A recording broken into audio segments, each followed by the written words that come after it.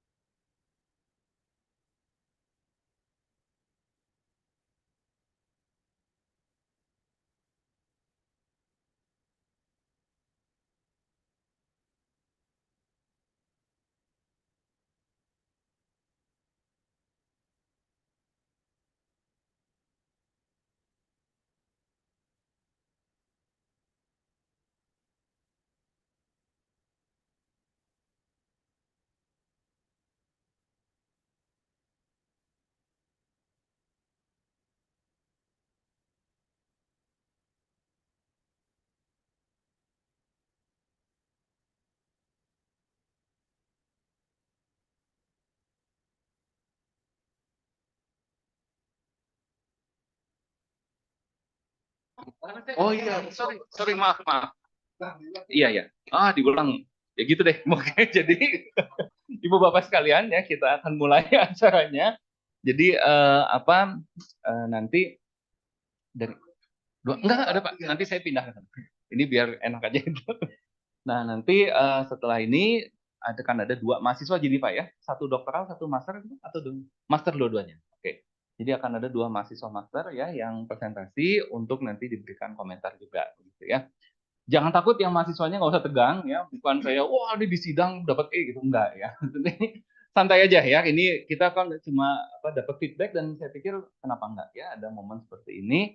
Mudah-mudahan sih Pak Budi ke depannya bisa rutin ya, di mana brown bag ini mahasiswa yang tampil, nanti yang komentarin bisa siapa aja gitu ya.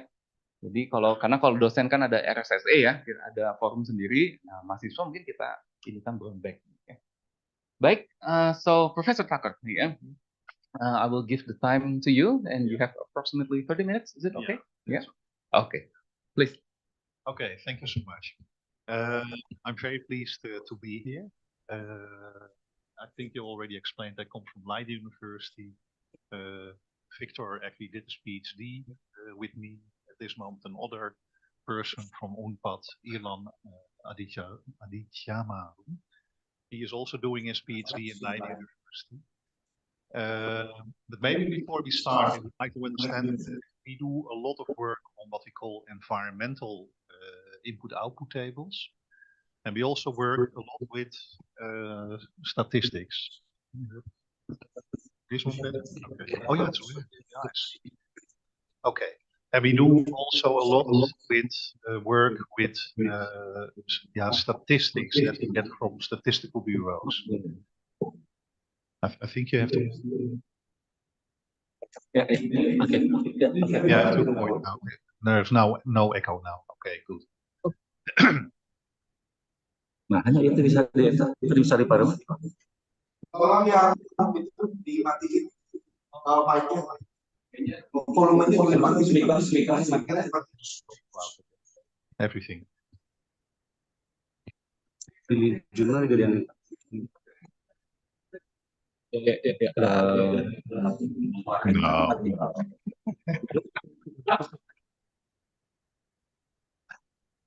Okay now?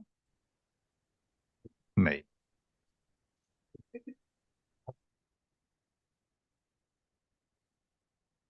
Screen sharing.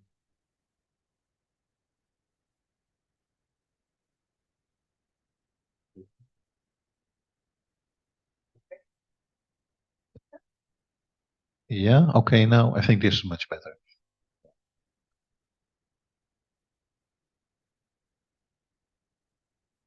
Okay, but actually the first question I have to you people in the room, who has heard about economic input-output tables? Just raise your hand. Nothing? You don't know? Yeah, of course he did a PhD. So input-output tables are totally new for you. Okay. Okay, then I know I have to pay attention to that. And maybe I go even a bit far. But let's see.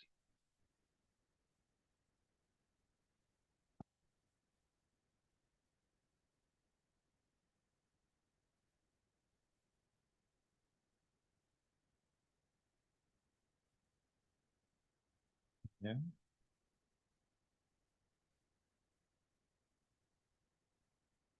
Okay, very well. Thank you.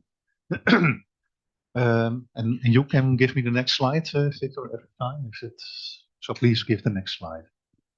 Okay, maybe first a little introduction about the connections between Leiden University and Indonesia. You see there, and by the way, it is fine that the whole presentation is shared. You don't need to make pictures. You will get it. So what you see there is quite interesting. Your president made a state visit official to high-level government in the Netherlands. And then he had 1 or 2 hours to spare. And then they said, why don't you go to Leiden University? Okay, so he goes with our Minister of Education at that point, with, I think, his Minister of Foreign Affairs. This is Pak Rector of my university. And I think you see somewhere as well the ambassador of the Netherlands. And where they are at the moment is a very important room. If you graduate in Leiden University, you are allowed to put your signature on the wall in this room. And Victor did that. Hey. Unfortunately, we have many graduates. So of course, at some point in the next 5 years, Victor's signature will be over by someone else. But we have very important people that graduated as well from us. Amongst others, our king. And of course, his signature is protected by a plastic plate. So that is one thing. The other thing is, this is Ahmad Aditya. And I was a director at the time. And all of a sudden I hear, Habibi, that he is married to the daughter of Habibi. And I was like, that cannot be true because Habibi has no daughters. Habibi only has 2 sons. Okay, what happened to me is this lady is the granddaughter of Habibi. And of course, Ahmad at some point had to do his public defense. And your former president, Habibi, he was at that point in Germany and he decided to come over. So then me and the committee were totally shocked, like a former famous president from Indonesia coming over to my university. And well, what we did, we asked my rector, Karel Stolker, can you maybe have a courtesy reception for Habibi? And maybe can you chair as an exception the ceremony? Another joke, very nice, is that in the evening we had, of course, a nice dinner, a graduation dinner, and Habibi was there. And I still recall he had some presents for my dean. My dean happened to be the promoter of Ahmad. And he gave his book about Habibi and Aynun. And also a CD-ROM of the movie. And what did Habibi say?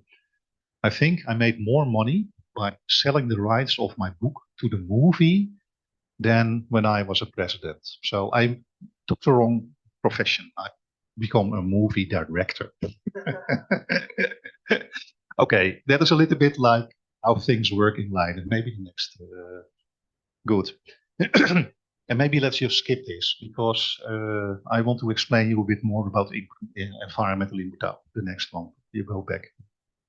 Next one. So I'm going to tell you the basics about input-output databases. Next one, please. Okay, since I understand that not many of you have heard about input-output databases, let's explain the basics. The interesting thing about an economy is that no industry works on its own. What we basically have, if you, let's say, are in the car industry needs to buy steel from steel plants because otherwise you cannot build cars. You need to build maybe electronics for some small parts in your car. You need to buy maybe the seats from another factory. You need to buy the glass for the windows. And only then, if you buy that, you can make a car. Yeah. So you see that your economy is a kind of a network. Because the cars that you have built in the cars industry, they of course are going to be used maybe in another industry, maybe by you guys as private persons, maybe by hospitals because you have ambulances. So what an input-output table is trying to do, you divide up, let's say, the economy of Indonesia in, let's say, 100 or 160 sectors. I think your Bureau of Statistics is doing that. So you can say there is a sector that does agriculture. Maybe you even have it more detailed. You say, no, we have a sector that produces rice, a sector that produces wheat.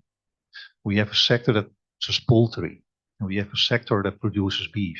In my country, we also have a sector that produces pork, but I don't think that is a good idea. Easier. So you basically have the economy split up in sectors.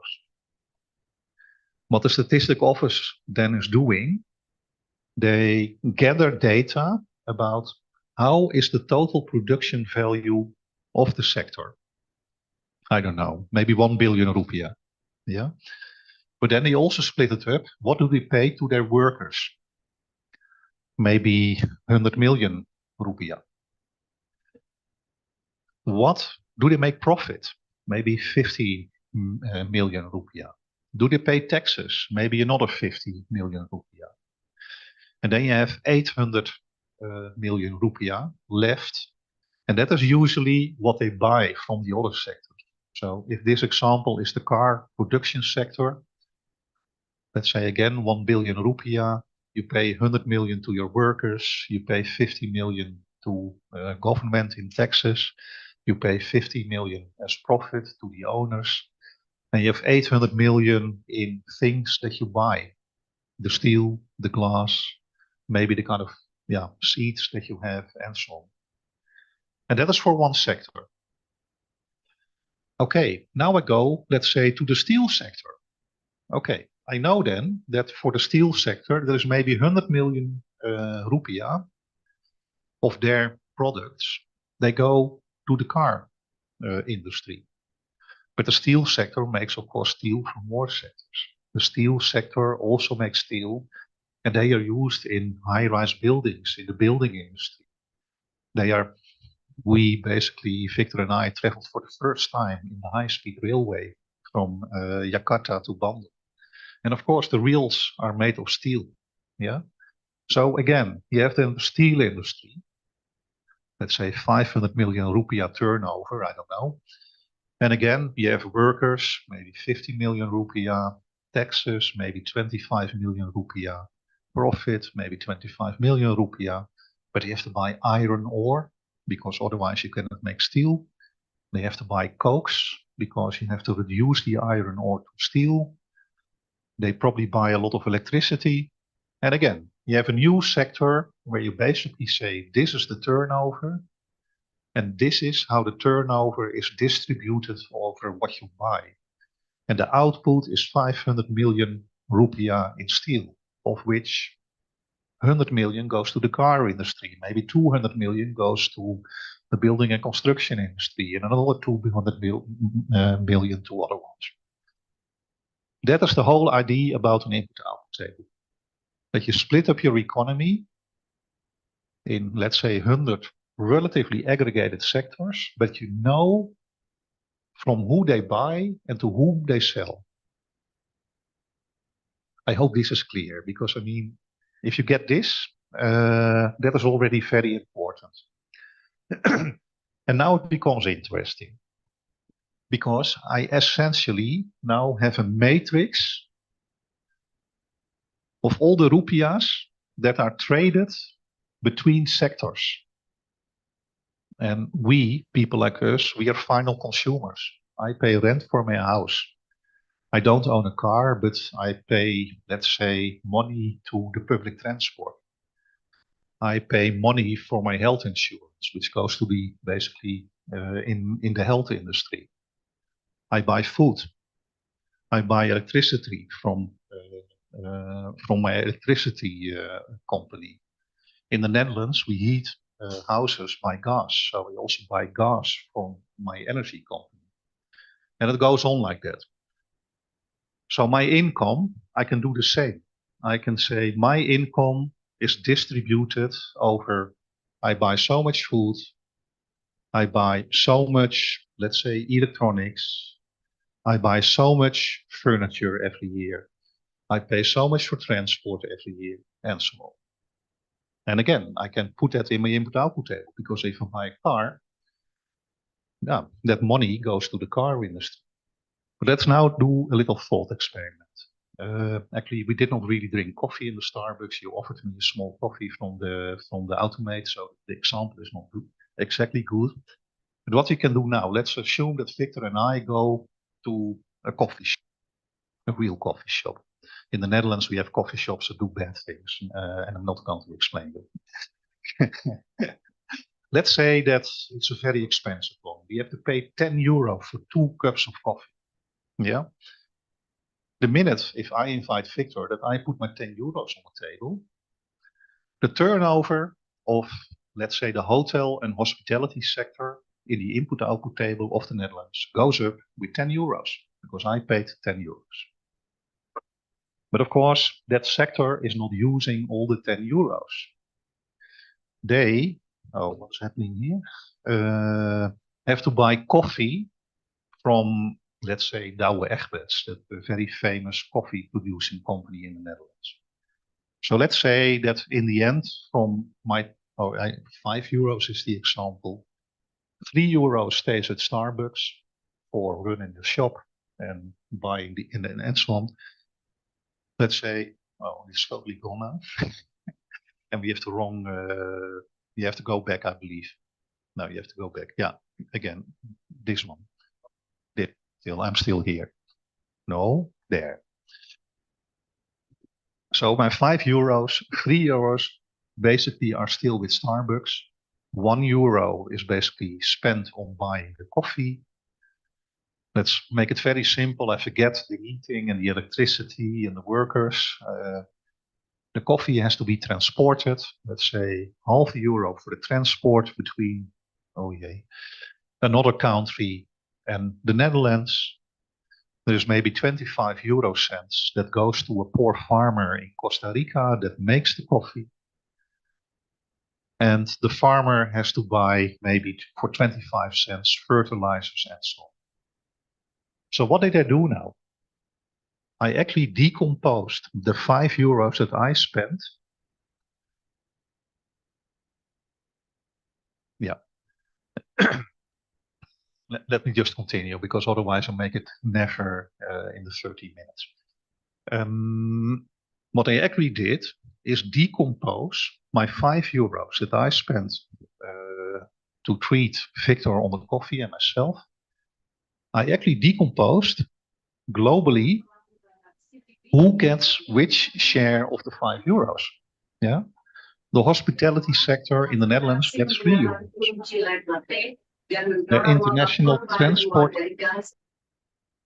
The international transport sector gets 1 euro, and so on and so on. Yeah, so you can literally see if I pay 5 euros, which sector in which country has to be active to produce the coffee that is on our table. Now, if you have very good statistics, you can also say for each sector in each country, let's say how many CO2 emissions you have.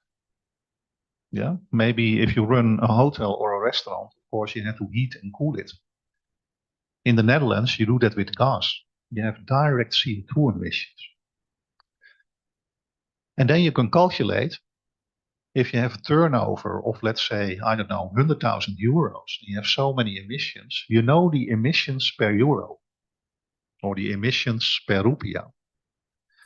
If I then decompose my 5 euros, let's say 3 euros go to the hospitality sector in the Netherlands, and I know someone has to mute its stuff again.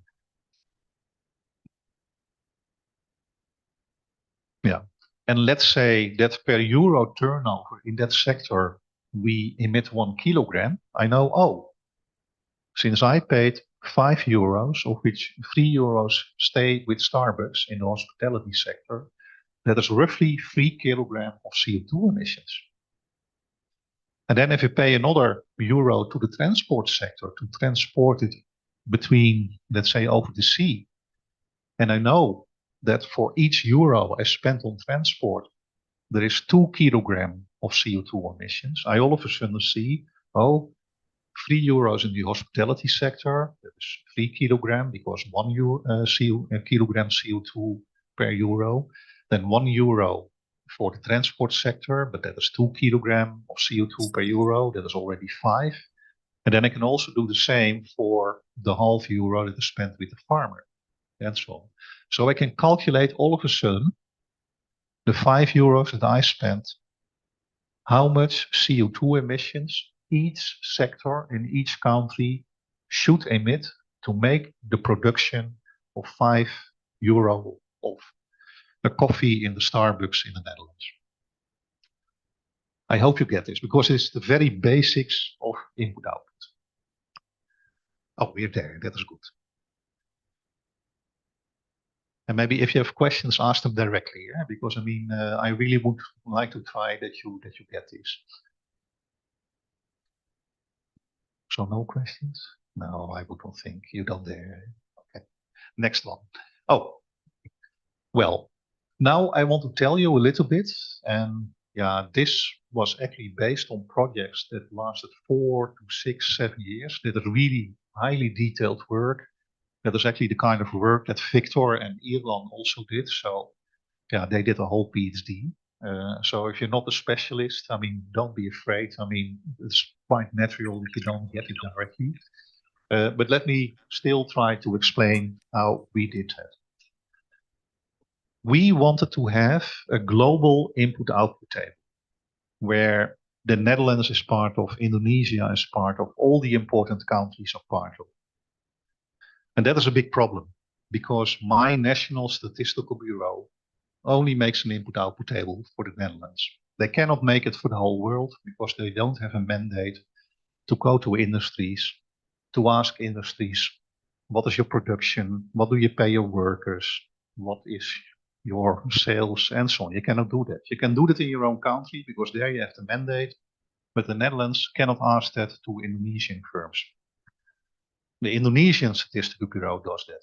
But of course, they make their own input-output table. Maybe they have 100 sectors and the Netherlands only 60. You know, the tables do not match.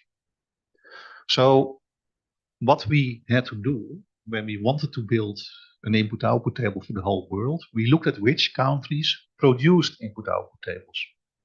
There were not too many. In the end, we decided to make an input-output table of the 45 most important economies in the world. That implied that, for instance, in Africa, we only had South Africa, not the other countries. In Asia, we had a number of big countries like India, Indonesia, China, but we did not have Pakistan and Bangladesh. We had Russia. And we then said, well, we estimate the input-output tables of the countries together by continent that we don't know. Let me forget about that one because that is in itself already a quite difficult thing. But okay, let's then have a look at what particularly Ilan had to do. When he was working with the Indonesian input-output table, a very detailed one, he had one by province. So he could, let's say, distinguish, what is it, DKI, Jakarta, West Java, East Java. Yeah, exactly. So there's an interregional input-output table for Indonesia. But of course, that input-output table, I think it had 80 sectors. And the database that we had globally had 160 sectors. So there was a difference. Okay, what do we do then? We need to have the input-output table in the same sector classification. The good news is that many statistical offices, they produce statistics by sector that are much more detailed than they publish their input-output table. So I can very well imagine that your statistical office maybe can discern 30 agricultural sectors, but they publish in the input-output table where they have like what is a sector buying and what is a sector selling, maybe only 10. So what we then did is we said, okay, we take the detailed data from each sector, then we know the total turnover. The total turnover. We don't know what they buy, we don't know to whom they sell. But we have from other countries what we call the production recipe. Japan has very detailed input-output tables. And they discern the car industry in very much detail, maybe personal cars rather than trucks. And in the sector of personal cars, you see exactly this is the amount of steel, internal furniture, glass that they use. We use then these kind of coefficients, let's say with Indonesian statistics of the total turnover of the car industry. So we estimate what they buy from other sectors. And we estimate how they sell to other sectors. And then at least you have the tables in the same classification. The problem then is Input-output tables are called input-output for a reason. What goes in must go out. So if you have a turnover of 1 billion rupiah, yeah, you must spend the 1 billion rupiah on what goes in. Again, let's say steel, glass, other components, wages for workers, the profits, the taxes, they add up to 1 billion rupiah. And then, of course, the output also has to end up to 1 billion rupiah because that is what I earn as a sector. Yeah. The problem is if you make estimates, like you have a statistical total number, this is total turnover, and then you use statistics from another country to estimate how much steel do I buy, and you do that for all the sectors, then you will see the total use of steel in Indonesia is not equal to the total production of steel. It's impossible. That cannot be done. And then we apply a trick, and that is mathematics. We do something what we call rebalancing the table. We say we had estimates of the input and the output coefficients, but they cannot be right because the amount of steel produced in Indonesia is according to the initial statistics, not what Indonesia uses. And we start to adjust it. So we start to make adjustment of all the coefficients until we say now the amount of steel that is produced in Indonesia is equal to the amount of steel that other sectors use. And there are mathematical techniques for this called RAS and that kind of things. And yeah, then you really have to be a specialist like Victor or Elon or other people, you know. But that is the way how we do it. Then we have another problem. I only have input-output tables for individual countries. I don't know yet how trade works. Then we have a very detailed database from the UN called UN-Comtrade. That is a very funny database. If you look, for instance, the Netherlands reports, I import so many cars from Germany. Good, we have a data point. The UN just take that data point and put them in the database. But of course, the Germans also report, I export so many cars to the Netherlands. Another data point to put it in a database. Usually these data are not equal for whatever reason. Yeah. It even goes so far that if you calculate all the exports reported by each country, and then you calculate all the imports, there is more exports than imports. There has been a very famous article in The Economist that say exports to Mars, because yeah, you know, there was a difference, statistical difference. So that is already one of the problems that you often see if you use different statistics. So there are some people that already said, well, with the database of the UN, we are going to look how we make them equal, that import is export, that you don't have the difference, that Germany says we export more cars to the Netherlands than the Netherlands say we import from Germany. But in general, then you still have an issue. The problem is that in input-output tables, we have somewhere also the imports and somewhere also the exports of that country. And again, if I take all the imports and the exports that I find in input-output tables of individual countries, again, I will see a difference. Good. So what do? We use Comtrade to say, in the input-output table of the Netherlands, we only see the total imports of cars. We don't know where it comes from. But Comtrade tells you 20% comes from Germany, 20% comes from Japan, maybe 10% from the US, and 20% from France, I don't know. So we can distribute in this way the import and the input-output table over the countries that Comtrade says there they come from. And you can do the same with the exports. And then again, you will see that if you do it like this, things don't fit. Let's say that France, if you decompose that exports from France to the Netherlands of cars, all of a sudden, let's say you have a value of 200 million euros of cars that would be exported. And if you do the same with the Dutch table, it's only 150. So again, we start to adjust them, the import and the export coefficients, until we have a balanced total. And again, that is being done with what we call a RAS-like technique. So this was the difficult part. This is trying to explain in about 5 to 10 minutes how we did in, I think, 6 or 7 years of projects with 8 people, making these kind of things. And I think you really need to be a good mathematician and a good input-output specialist to really understand it in detail. So this is really, if you really want to go in that direction, if you want to understand it. If you do other studies, then don't bother too much about it. Maybe the next one, Victor. Yeah. I don't see anything. Now, this is an overview. I was not the only one leading a team doing it. We have Manfred Lenzen at the University of Sydney doing it. We have people in Groningen University building what they call the World Input-Output Database. We even have the OECD working on these kind of things. And you see, we had a relatively detailed database with not so many countries. Manfred Lenzen from the University of Sydney, he produced a database with many countries, but fairly aggregated, although we disaggregate things now.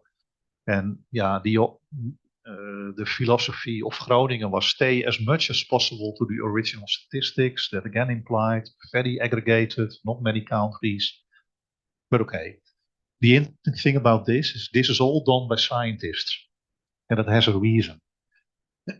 We scientists make these assumptions and we say this is roughly okay.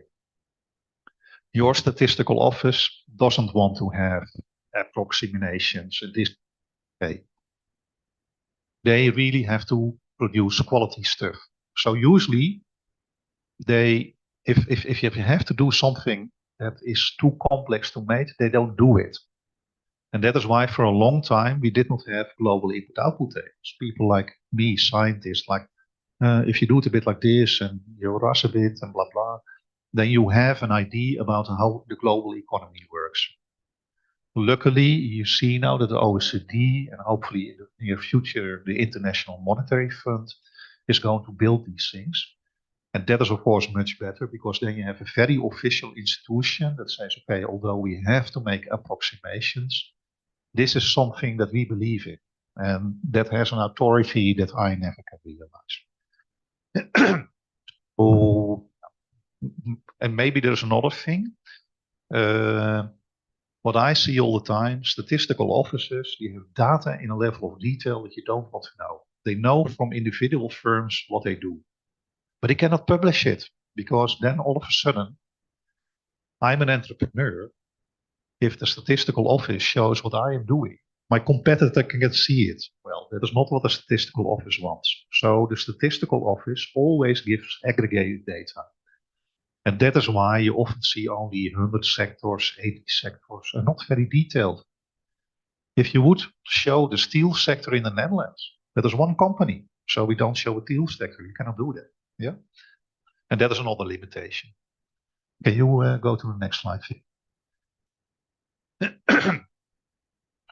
Well, maybe go on to the next one. Now I'm going to show you a number of calculative results with the input-output table. I explained to you that if I buy for €5 coffee with Victor, I can calculate the carbon footprint. I can calculate how the €5 decomposed, what is the emission for €3 at Starbucks, what is the emission for €1 transport, what is the emission for €0.5 at the farmer, what is the emission for another €0.5 for buying fertilizer. You know, that is all in these tables, so I can calculate it. So what we can do now, if you look at my average Dutch expenditure, the Dutch spend so much on meat, so much on beef, so much on chicken, so much on pork, so much on rice, so much on bread, so much on car traffic, so much on houses. I can calculate the carbon emissions related to that expenditure. I can do that globally. If I have data on the water use by sector, if I have data on the land use by sector, if I have data on the material use by sector, I can do that also for materials. I can do that for water, I could do it for land. So that is what we did here. We calculate for each country, if you have, let's say, a gross domestic product per person, we see how the gross domestic per person is used for food, housing, transport, all these things. And totally at here, we calculate the carbon footprint, as we call it. Then you see that you have a number of countries, like Austria, the US. Each person in that country is then responsible for about 20 tons of carbon emissions per year. If you look at the Netherlands, which is about here, that is already much better, between 10 and 50 tons per person. And then if you go to countries like you, Indonesia or India, you're somewhere here, doing very well, only 2 or 3 tons per person. And why is that? Yeah, you don't have such a high income as we have. There's a big difference. What I put in here as well is a red line. That corresponds a bit with the targets for carbon emission that, for instance, were agreed in Paris or in Kyoto. Yeah, about 2 tons per person, somewhere around 2030 and 2040. You see actually a very sad message. Almost all the countries in my database overshoot the red line big time. Yeah, we emit far too much. We have the same with water, we have the same with land, and we have similar problems with materials. Maybe do the next. You will, yeah, you get, that's Indonesia. The next, I think that you will see the Netherlands somewhere. Yeah, Netherlands, and the next. Good. Now we go to the next picture, and I hope now it gets interesting. Of course, what we want to have, we are here at the Center of Economic and Development Studies. All of us want to understand how you can create a really good life for, say, people in Indonesia, yeah, with the money that you have, and hopefully with low environmental pressures. How can you measure quality of life? The UN has developed an indicator, what they call the Human Development Index. The Human Development Index looks at how old you, on average, are going to be, how long you can go to school, and there is a factor of income. So they basically say if you have a long life, you can study a lot, and have a reasonable income, then you have a good Human Development Index. And now it becomes interesting. I mean, here you have countries like South Africa, India, some African countries. You can imagine they have such a low income, then of course low carbon emissions. But since their income is too low, yeah, they cannot offer good healthcare, they cannot offer good education to their people, and people live relatively short. So the Human Development Index is low. Yeah. Maybe you give the next one, because then we see Indonesia. So actually you're not too bad. And this is 2007, this is a long time ago, 15 years ago. So I think Indonesia now would have moved up already quite a lot. So you are somewhere at between 0.7 and 0.75, which I think reflects, yeah, the status of your country. You're really going well, but you still have a lot of room to develop. Then maybe give the next one. This is a cluster of countries that includes the Netherlands. So you see, we have a very good Human Development Index, which is not surprising. We are a rich country. Due to that, we also have high carbon emissions. But we are by far not the dirtiest. Maybe give the next one. Here we see something interesting. Here we see countries that have an even higher income, pollute even more, but their Human Development Index doesn't go up. And that is for me an important message. It are countries like the US, Australia, the Anglo-Saxon countries. What do we know about these countries? In these countries, healthcare is super expensive. Education is super expensive. In the US, I think 10 to 15% of the people, and you have also very big income differences. So maybe the US has on average a very good income, more than $50,000 per person per year. It is very unevenly distributed. You know, you have super rich people like Elon Musk, Bill Gates, and whatever, the millionaires and billionaires. But you also have a lot of poor people, real poor people. And these people cannot afford healthcare because the healthcare insurance in my country for one person a year is about 1,500 euros. That's maybe a lot of money in Indonesia, but for me it is like, yeah, you know, if you have an income of 4,000 or 5,000 euros a month, it's 150 euros is not a lot. I mean, you can pay that. Everybody can pay the obliged insurance. In the US, people cannot do that. 10, 15% are not insured. That implies if you are ill, you cannot go to a hospital or you pay an incredible amount of money. If you want to go to a top university in the US, the tuition fees, $50,000, $60,000, just like that. If you want to go to Yale, MIT, that's the amount of money. If I would have kids, I'm a well-paid professor from the Netherlands. I cannot pay that. I cannot pay that. Yeah. I'm very happy I live in the Netherlands where the tuition fee is 2,000 euros a year. Sorry. Yeah. So you see that the US has built a structure, a societal structure that is very unequal, that actually excludes a lot of people from having good healthcare, good education, a good quality of life. And still, on average, they emit a lot, but in the social sense, they don't have a good quality of life. And the most stunning example that they often give is that if you go to Cuba, that is this little island next to the US, it's not a rich country. It is $5,000 a year that they have on average. That is a factor 10 lower as in the US. But if I ask you, where do people live longer, in Cuba or the US? What is the answer? Cuba. Few months, not a lot, but they live longer.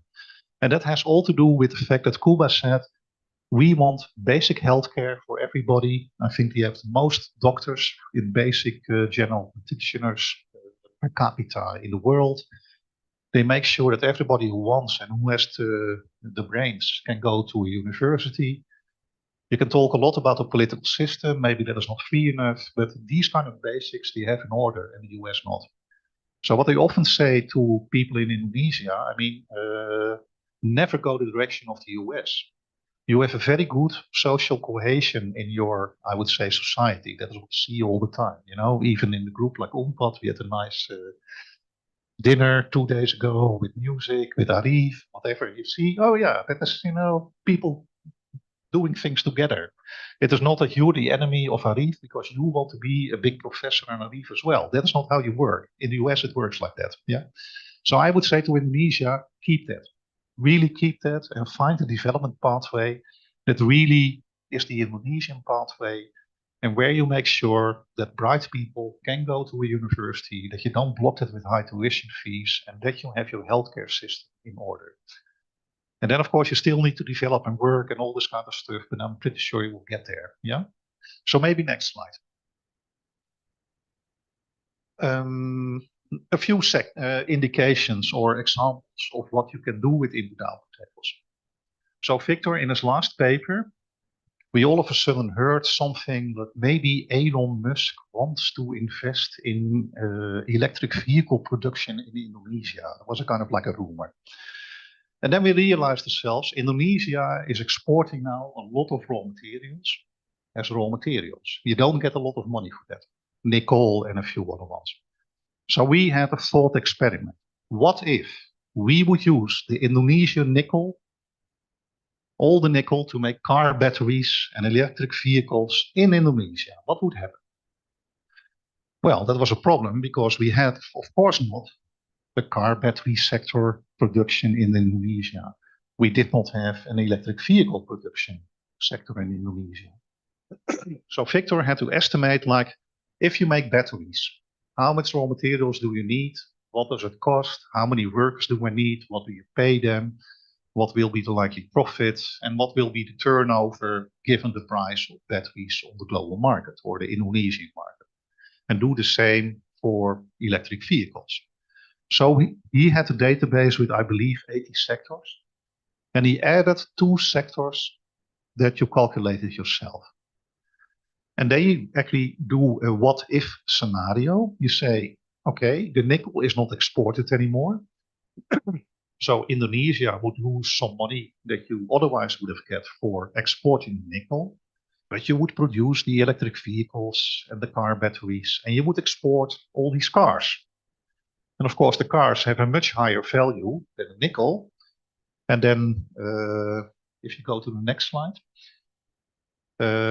Victor calculated, and it is difficult to see, that then there would be a turnover of, let's say, 600,000 new cars that Indonesia would produce.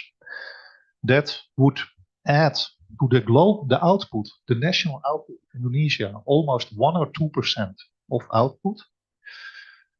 There would be 1% more employment, and there would be about 1.5% growth of your gross domestic product.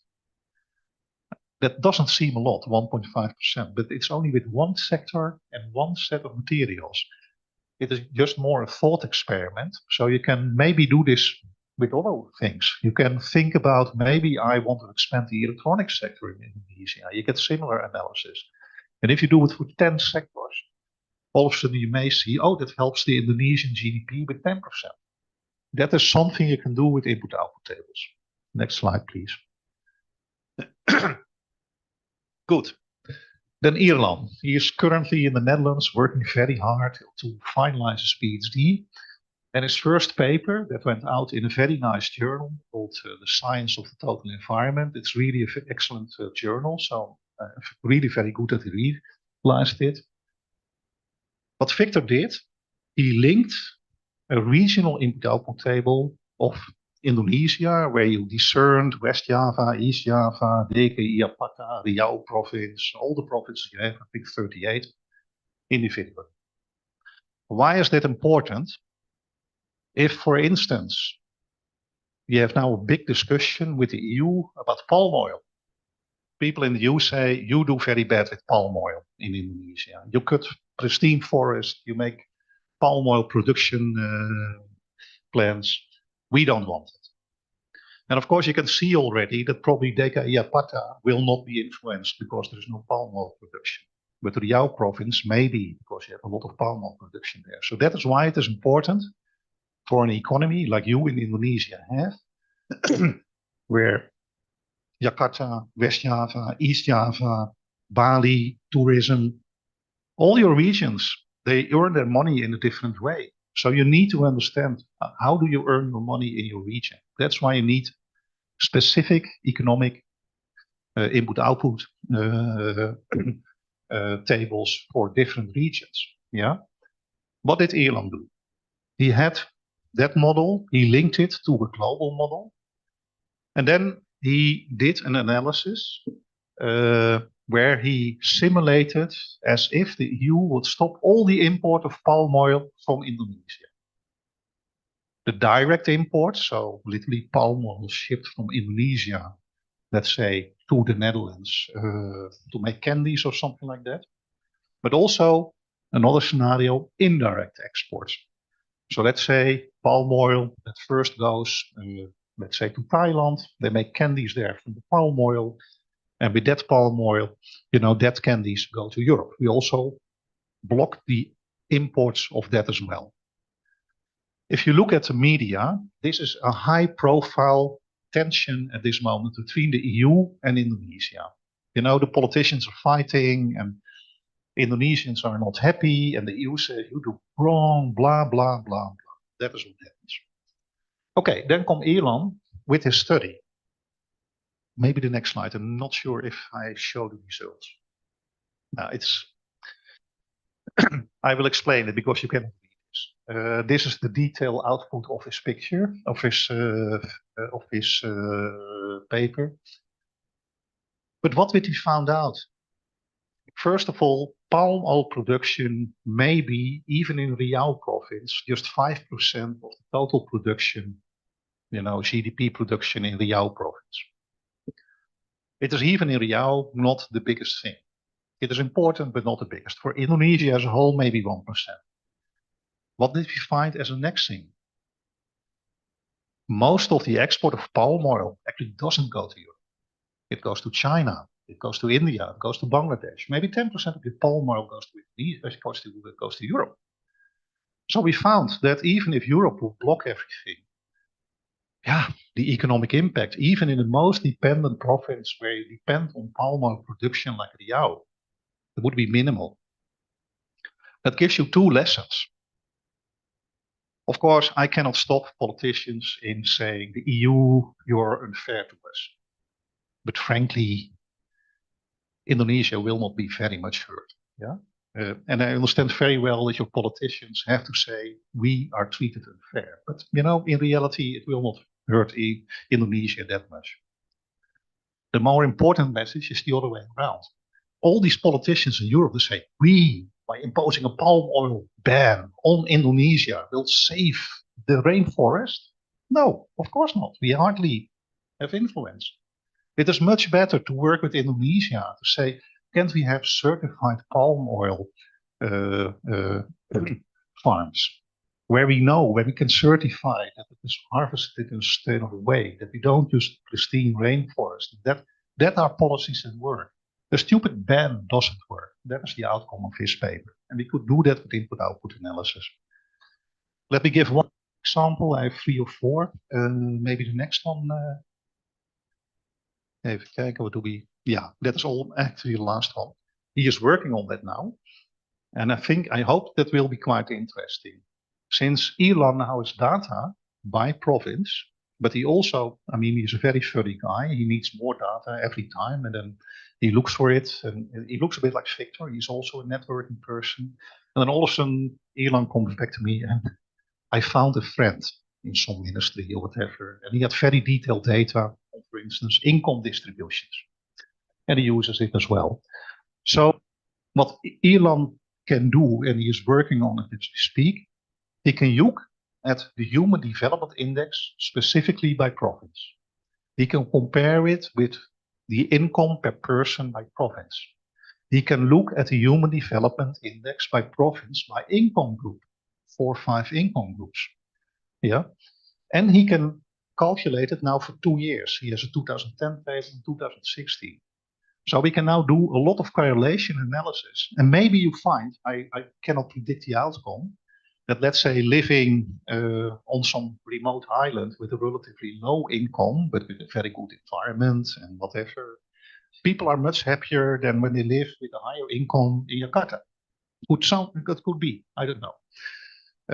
And that is, again, I think, a kind of study that is really interesting for a group like yours, economic development studies. Where do you want to go to make most people happy? Yeah, with the resources that you have. I think that will come out of this work. And then I think I'm almost to the last slide. It should be, now let's stop that. No, the next one. Yeah, I come to the conclusion. I think that input-output analysis really can help development planning. And it's not for nothing that I see that Arif, you, Irlan, and probably some other people really use that tool a lot for the work in your institute. It has limitations. There are also people that I know here that work with dynamic models, computable general equilibrium models. Input-output is static, and well, you don't have price elasticities, you don't have substitution, but you can do that. I think that UNPAD really has very good expertise to help. And the only thing I often say, but that is more for the statistical officers, create more timely statistics. And particularly for Indonesia, that you have to look like, okay, I have good friends in that ministry and there. And then when it comes to data, I also have the feeling that data in Indonesia is very scattered over ministries. And if you can bring that more together, I know that's very difficult because often if you have the data and control it, it gives you a bit of power and people like that and that kind of things. But well, in the ideal world, you have that really open together, and then scientists like us and you can really work on that. I may have taken far too much time, but I come to the end of my talk, and thanks for your attention.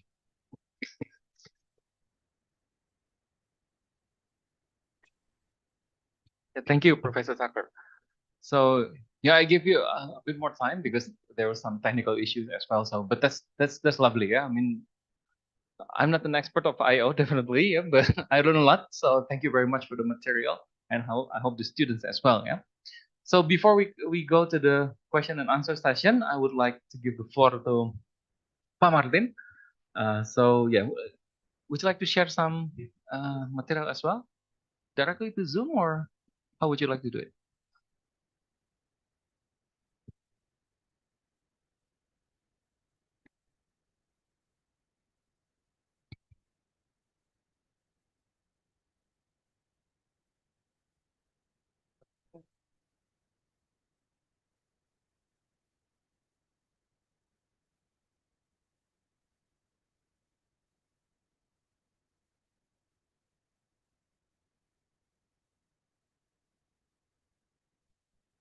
Okay. Thank you very much, Prof. Tucker, for your explanation about Exobios, Exiobase, and then how it, you know, it can helps. I mean, to provoke the discussion among policymakers, especially in Indonesia, in the context of green economy or any other social issues. However, well, I do have some discussion points. So first, let me lay out the objectives of today's presentation, and then this is actually really important for the students here, which is the number one is the strengthening the academic ties between the CML of Leiden University with Padjadjaran University, which is a good opportunity for those who are planning to continue their academic journey to the doctoral level. And then, I mean that, you know, working under your supervision, I believe it will be give a good opportunity as a researcher, you know, to increase the knowledge, to sharpening the analytical analytical works. So the second one is about sharing the knowledge on Exiobase. So Exiobase is a global, detailed, multi-regional, environmentally extended supply use table. So basically, I went to the website, and then I tried to look and try to understand.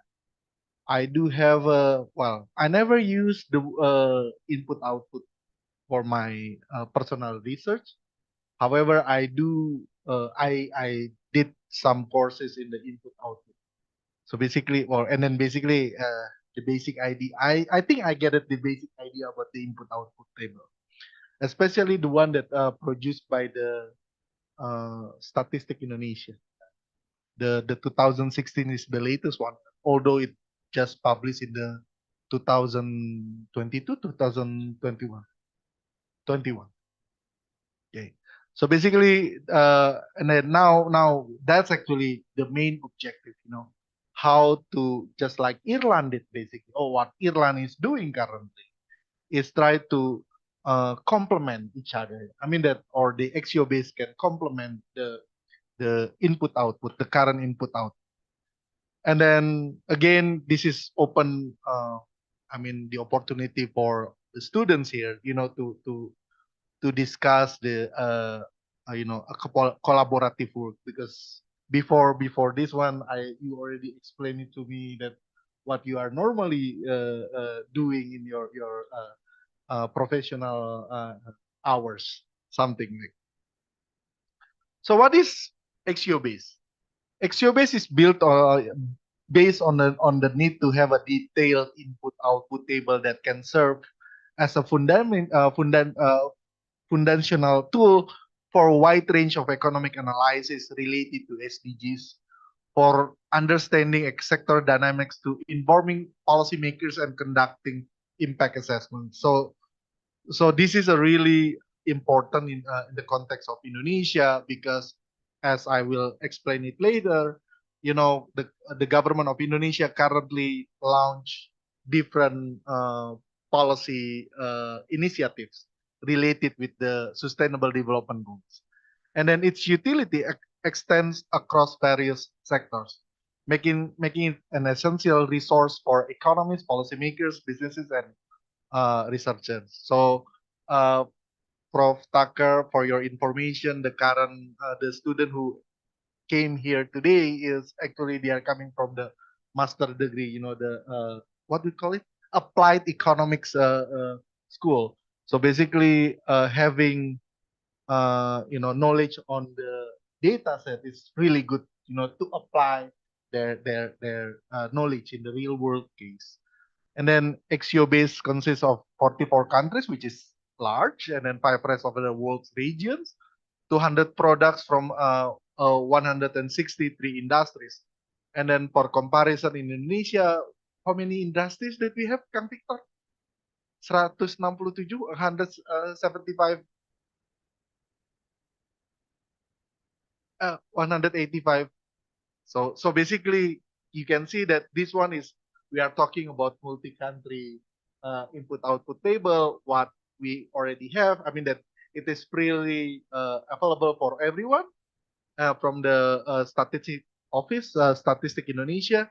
It is around 185 sectors. So basically, we do, if you manage to combine this one to complement each other, you can have extensive data sets. And then not only that, and this is the most important one, is there is a 3 employment skill levels per gender. In other words, you can see the impact of, when we talk about social inclusion, and in terms of gender, or when we talk about, looking at the employment skills within each gender. Because in Indonesia,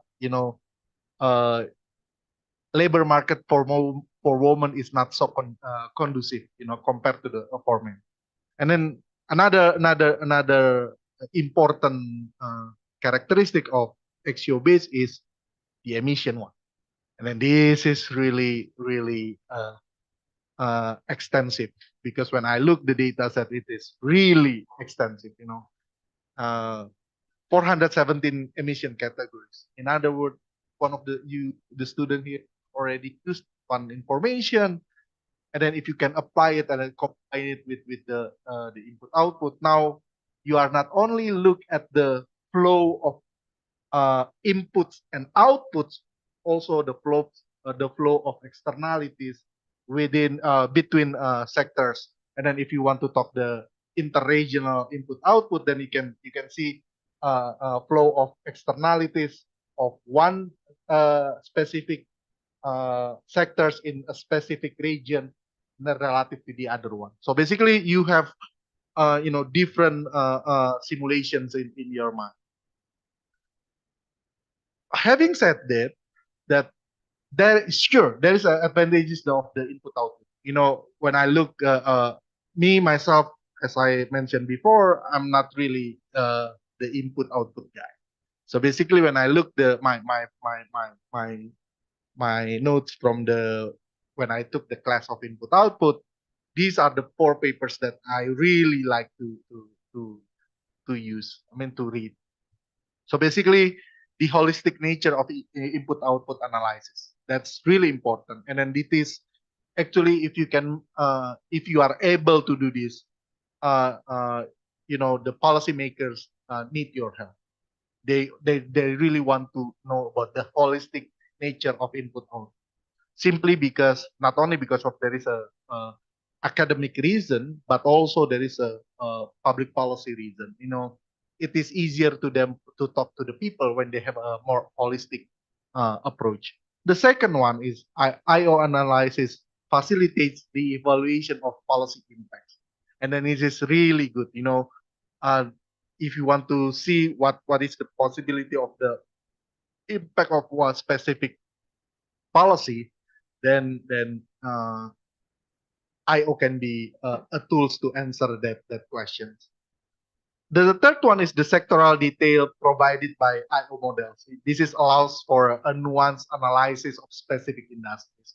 For example, what Victor did is actually looking at the nickel industry, and then what happened if, like, say, there is the government of Indonesia tried to open this industry, and so on and so forth. And then also the supply chains. And then again, you can look at the forward and backward linkages from one specific industries, one specific sector to the other sectors.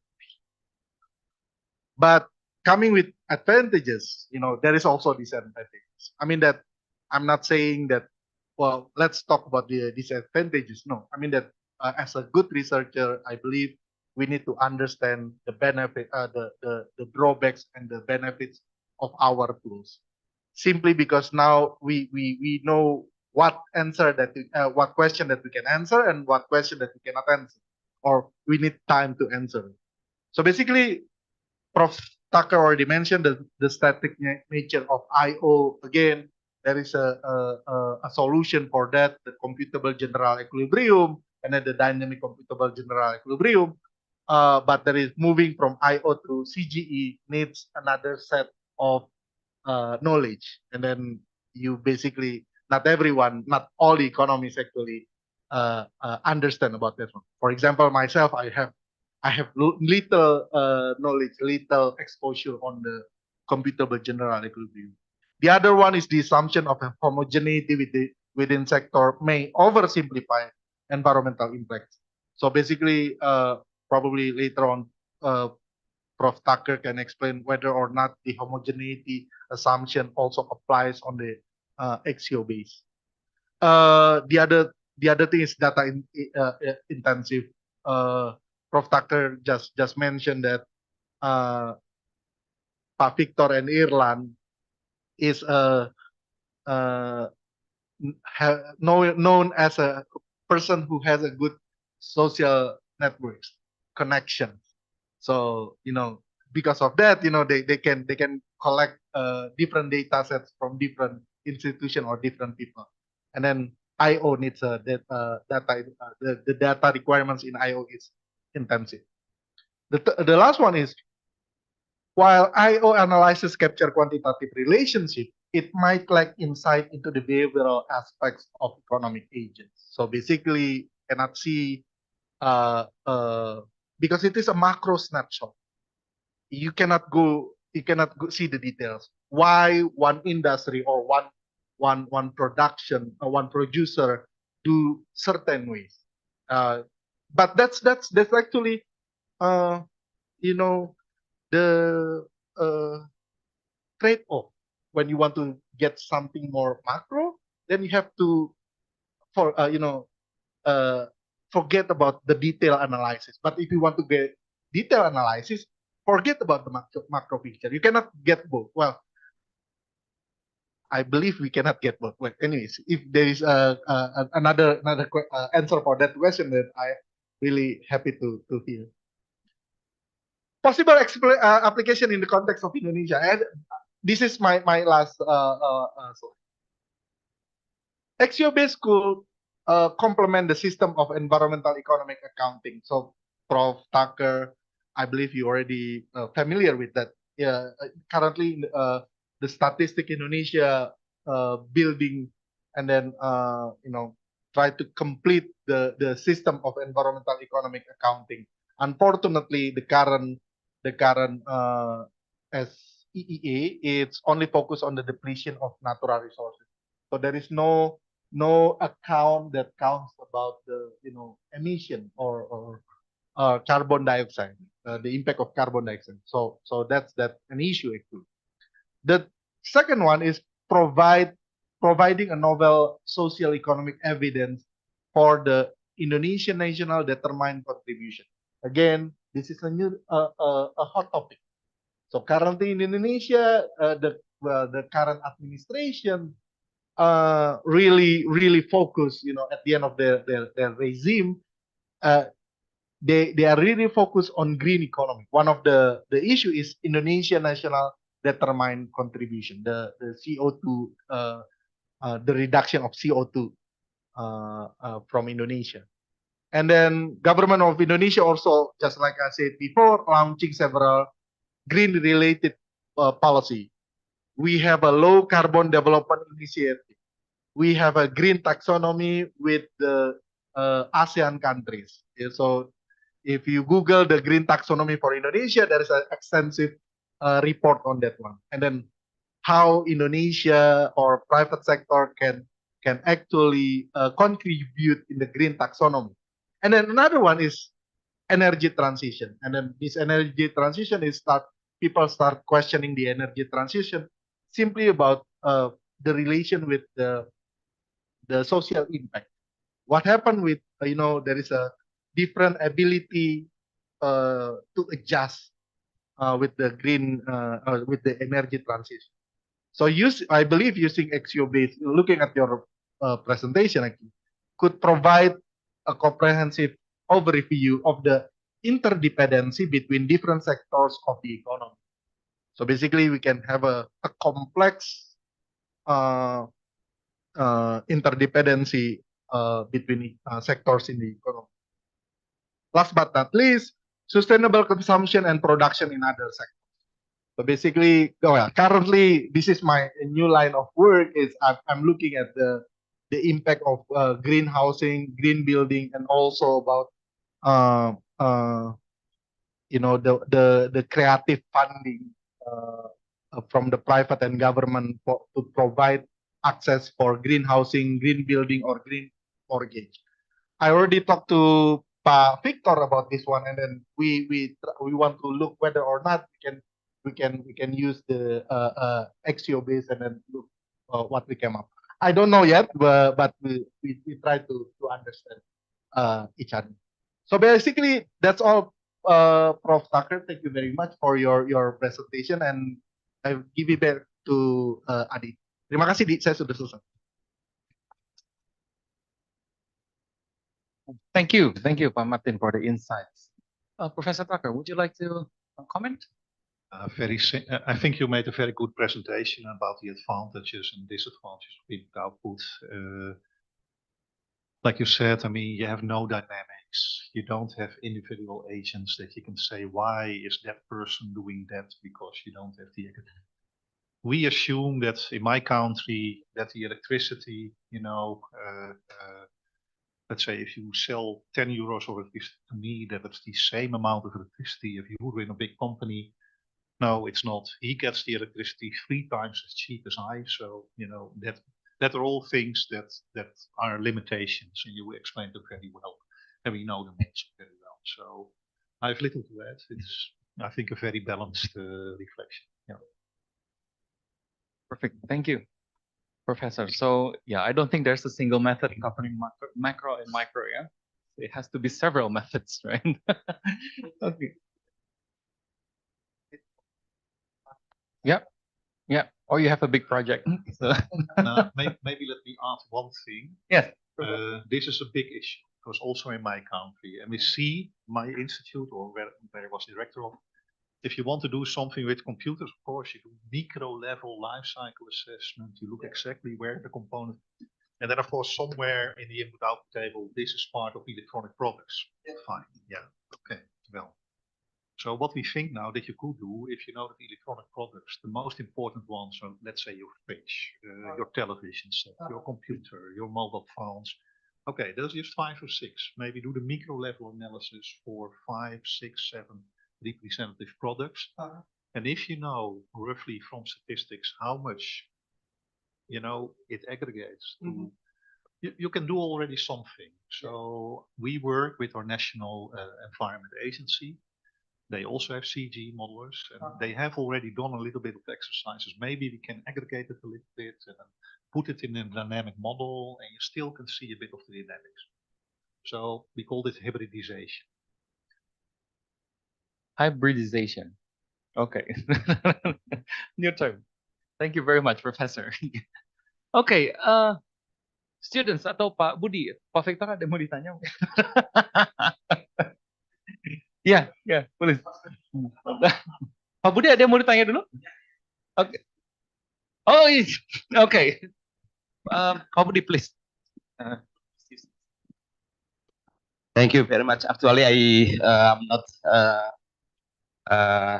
in the field of IO, but I learn to some extent about environmental economics. So when we are integrating the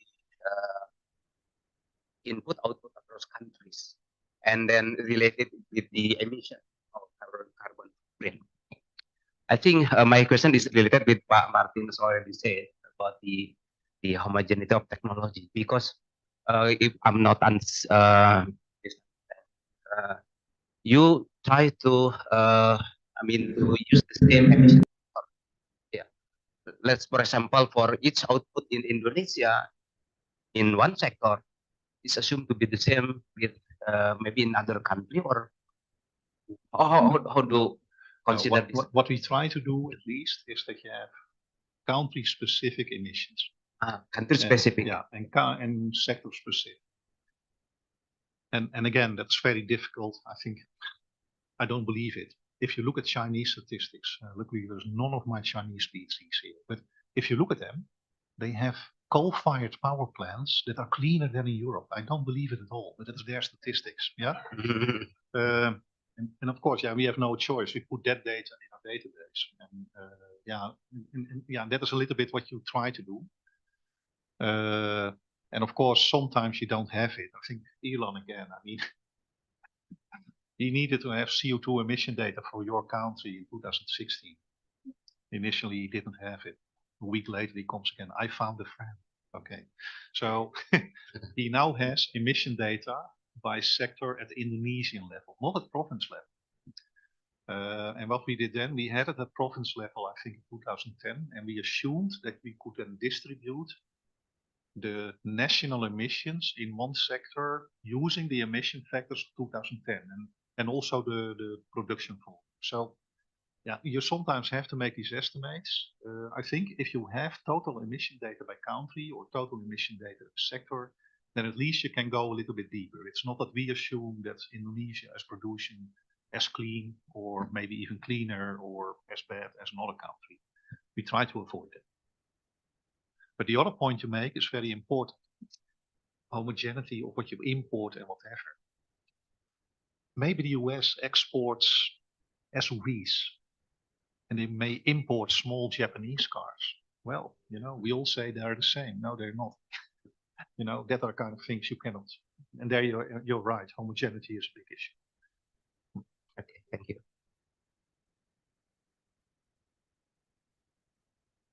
Thank you, Pak Budi. Students, do you have any question for Professor Tucker?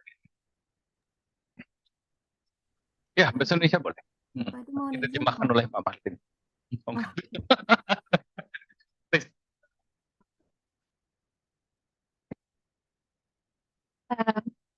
Hello, my name is Novia Randy and I am a student from Master Applied of Economics, and I do have question that for the entire seminars today, I have heard about that most talking about the Exiobase is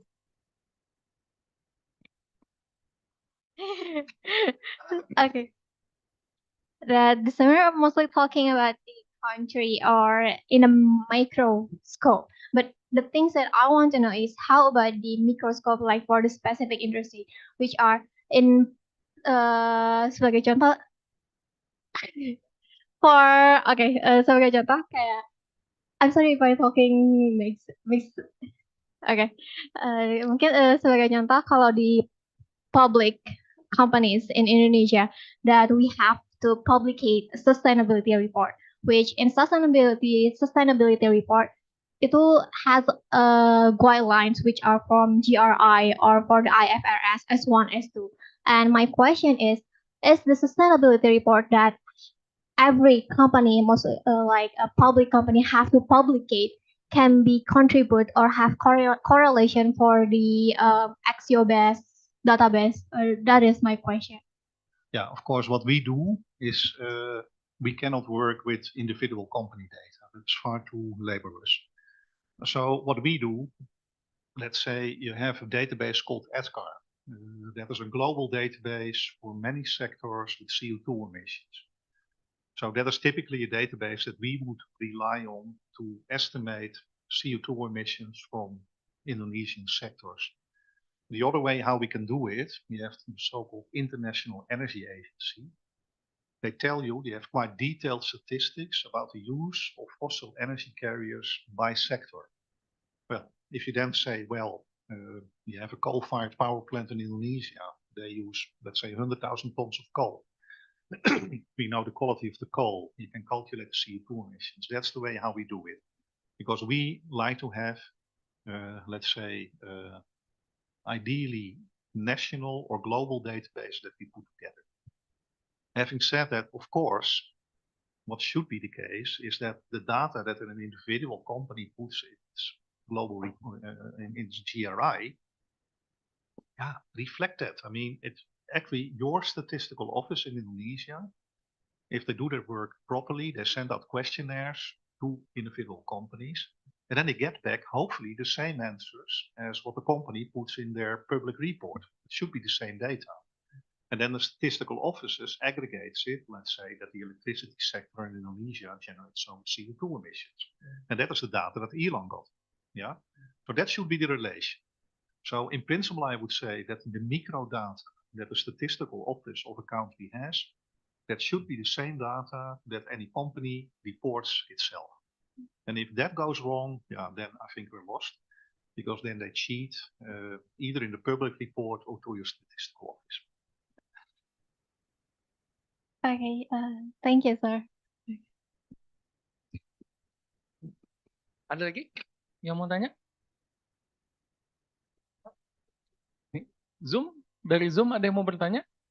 Pak Adi, mohon izin bertanya, boleh Pak? Bu Nelly, ya, Bu Nelly. Ya, Pak Adi, I have a question for Prof. Taka. Kameranya boleh dibuka, Bu Nelly? Biar kelihatan. Good afternoon, Prof. Tucker, Pak Martin, and all of participants. My name is Nelly. I'm from Applied Economy. I have a question for Prof. Tucker. I'm highly interested in the EIO because coincidentally my initial research plan to examining the environmental effect of food or lost waste using the EIO method. However, due to the limitation of data on EIO Indonesia and the time constraint at the master level, the research is now conducted to exploring the impact from economic and environment dimension to the FLW using regression final data analysis.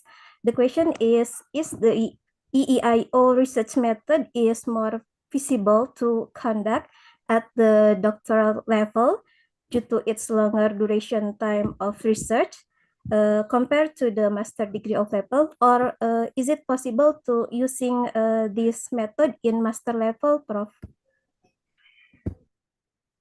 I think I got it. So you basically want to work on food waste, and you want to look at if you reduce food waste, if you can do that, basically the environmental and economic impacts in a master thesis, or do you need a full PhD for it? I would say it can be done both. The point is, with master thesis, I don't know how long it takes in Indonesia, but in my country, 6 months, kind of similar. Yeah, I mean, it's all how precise and how do you want to be. If I would have a master student looking at food waste, I probably would say, well, it depends on what you're familiar with and what you have. But if you have an input-output table, like let's say Indonesia, what is it, 180 products, I'm pretty sure you have a lot of food products. Yeah, so that is already quite good.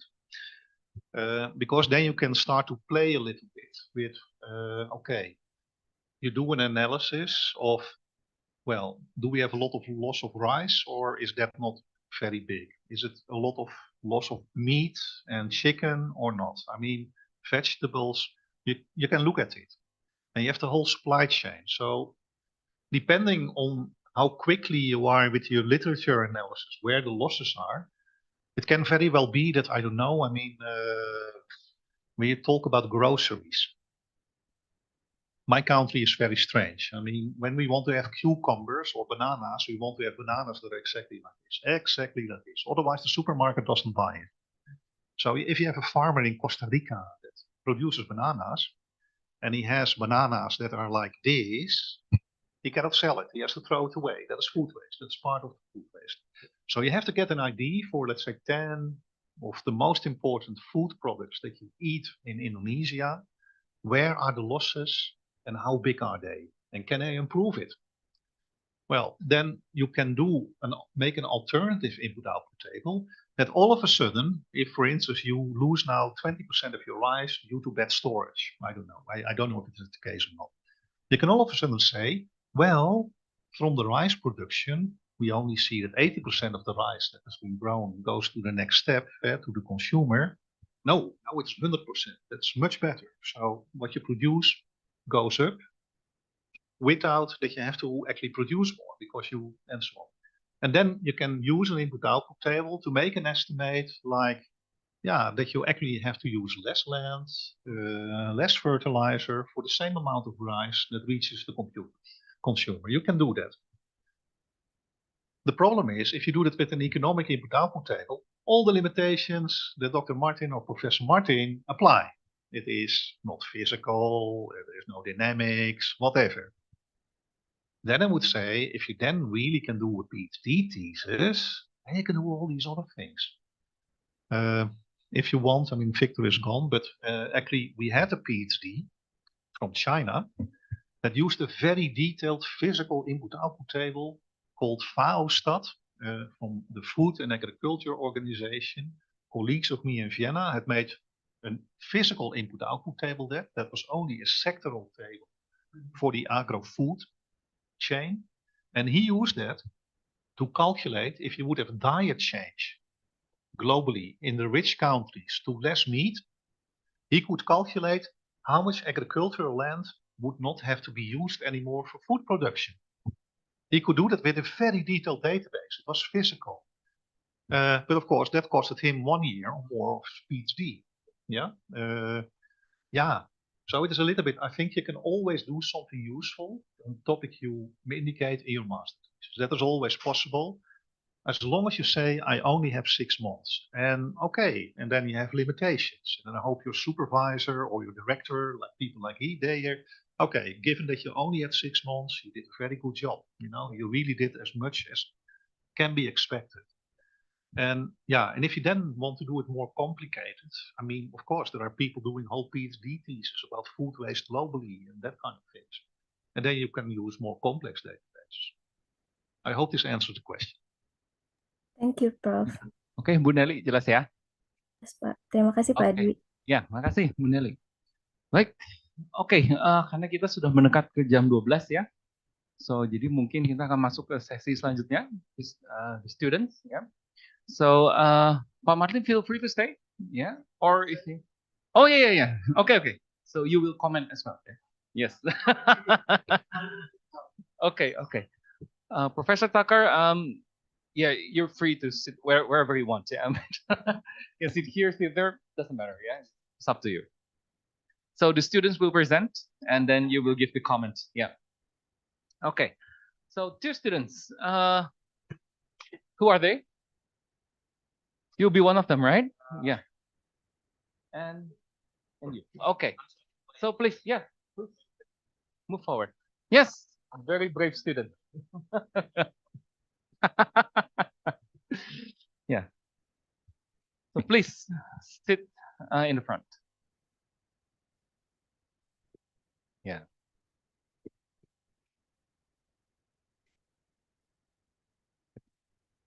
Wait, lu dong, masa belakang?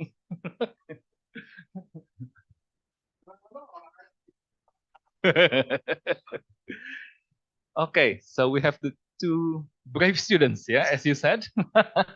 So please introduce yourself, yeah, and then you have roughly around 10 to 15 minutes maximum, yeah, and then Prof. Tucker or the audience will give some comments, and then we move on to the next one, yeah. So who will present first? You will go first? Yeah, okay. So the time is yours.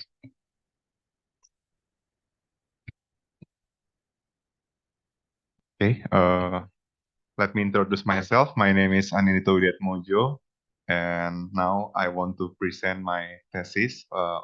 And for your information, my supervisor is Professor Arifan Sori Yusuf with Mr. Victor Firmana. Okay, my thesis title is The Impact of Carbon Tax Implementation on Inflation Rate in 34 provinces of Indonesia. We knew that Indonesia until now is not implemented the carbon tax, but at 2022, Indonesia planned to impose a carbon tax. For the initial tariff is 30 rupiah per kilogram CO2 equivalent. 30 rupiah or equal to $2 per ton CO2. $2. 30 rupiah or convert to $2 per ton CO2 equivalent based on Undang-Undang HPP, harmonisasi perpajakan. Oke. Hah? Ada PowerPoint sih, boleh di-share sini? Oh, boleh. Udah join Zoom. Oh, boleh. Oke. Oke. Oke.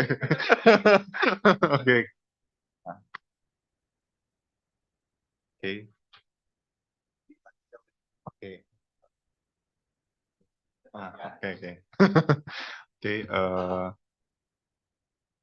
But at September 2023, OJK planned to carbon trading policy. And why the carbon tax is not implemented until now? Because there is we should consider the impact to the increase in the inflation rate from the original condition.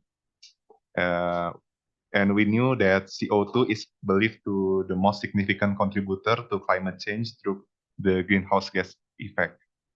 And from the other research show that carbon tax will increase the price of all goods and services.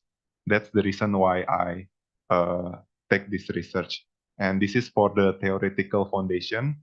My study adopts the table from Firmana and combine with Miller because from that lab. Okay, because from the research from Firmana only use input-output, not interregional input-output. But in the Miller we have the table, IRIO table. So I combine the two research. So this is the input-output table that I use, IRIO table. And this is from the methodology based on Miller. We can find the increase in the price level if we knew the change in value-added matrix multiplied by a Leontief matrix. And this is the calculation for the inflation rate increase. This research will show three data. The first is the increase only in the inflation rate based on the sector, and the increase in inflation rate based on region, and the specific sector in specific region. And this is the method using weighted average. For the example, if we want to know the increase in inflation rate in agriculture sector, we should have the information in all provinces and multiplied by the weighted based on the province. Like for the example, if Jakarta contribute 1% of agriculture in Indonesia, we should multiply 1% by the increase in inflation rate in Jakarta plus the other provinces, like that. And for the calculation, because the tariff simulation using by carbon dioxide equivalent, which is not only carbon dioxide emission, or include the other emission like methane or CH4 or N20 nitrogen oxide. This is the calculation for the carbon dioxide equivalent.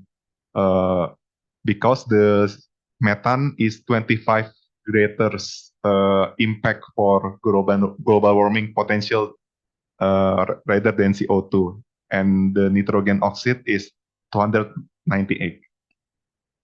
Okay, this is the result for the increase in inflation rate by province.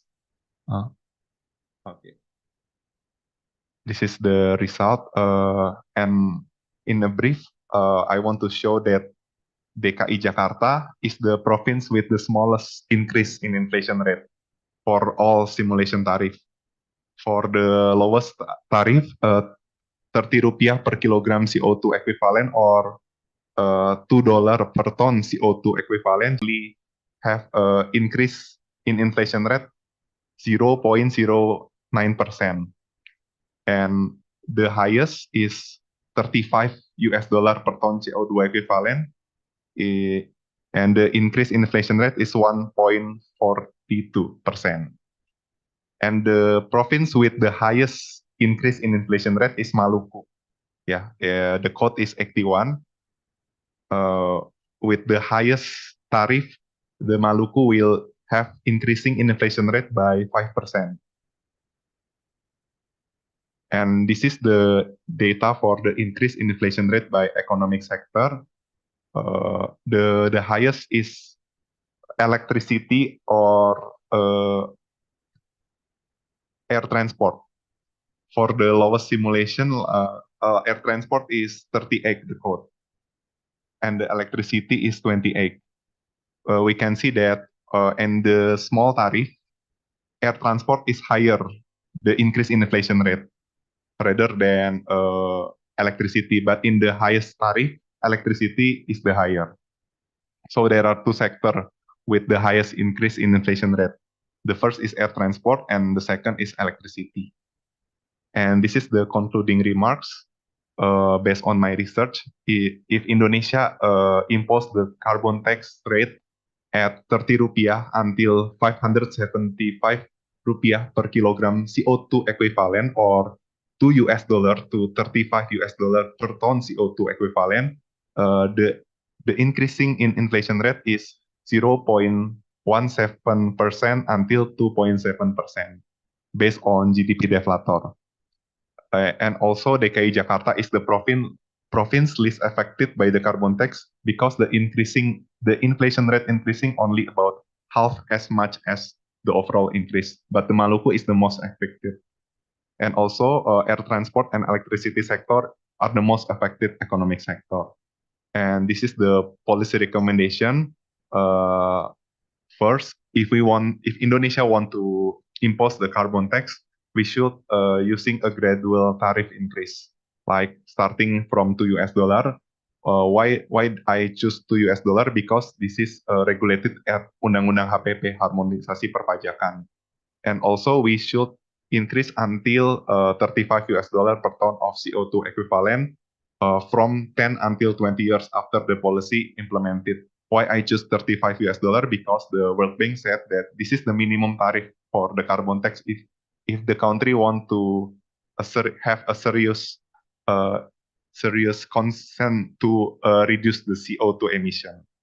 And the second, we know that carbon tax will increase the inflation rate, but the increase will be reduced if we using revenue recycling. Like if, for example, if the carbon tax will increase the inflation rate by 2%, the country can reduce to 1% or 1.5% if the country do the revenue recycling, like allocating tax revenue to reduce income tax or reducing value-added tax, like that. Okay, that's all for my presentation. Thank you for your attention. Okay, thank you, Dito. Professor, would you like to comment? No, I think a few remarks. I think the results look very logical, because what you see is that if you, of course, add to the electricity price, electricity is a basic commodity that everybody needs to use. And then, of course, when you are in Jakarta with high incomes, well, you don't feel it so much, because electricity is a small part of your expenditure. And I guess in Maluku, that is probably one of the provinces with a relatively low income per GDP, and yeah, you still need your electricity. So I think that all makes sense. I also think that what you see is that inflation extra is not a lot, you know, that. But then I almost must say that the tariffs are extremely low, $2 per ton. That is, you know, in Europe we started out with 15, 20, and it goes now to 60, 70 and higher. And that is the only way to have a real impact. So, yeah, in that sense, I think you really need to think more as Indonesia as a whole, that if you want to have an energy transition, how you can do it without creating a lot of costs. Because the problem is, if you really have coal-fired power plants and all these things, and you do CO2 emission taxes like we are used to now in Europe, I mean, it really gets very high. So with a bit of luck, if you really think about how can you actually generate your electricity in a different way, maybe that's a cheap solution. I don't know. But there's maybe a suggestion for additional research. What would happen if you would, for instance, build local grids with storage capacity, with PV and wind power, and maybe water power, I don't know, as an alternative. But I think the calculations and the approach is very sound, and the results make a lot of sense. Yeah. Okay, thank you, Professor. So maybe there's an idea for your PhD. Yeah? Yes. Okay. Ya. And yang mau praktikum silakan ya. So anyone, any more question or comment for Dito? The students are afraid to comment. They're afraid of karma. Yeah? Okay. Well, if there's no more question or comment from the audience, Dito, thank you very much. Yeah, I hope the feedback from Professor is useful, and that's I think a very good idea as a continuation of your research. Yeah. Okay. Very good. So, sir, your turn. Yeah. Okay. Please. Thank you, sir. Assalamualaikum warahmatullahi wabarakatuh. My name is Ridwan Handarwan. I'm from Applied Economic, Magister Applied of Economic, and I'm here to present the impact of economic the impact of socioeconomic factor on environmental quality index in Indonesia. Let me share the screen first. I would like to make a disclaimer first that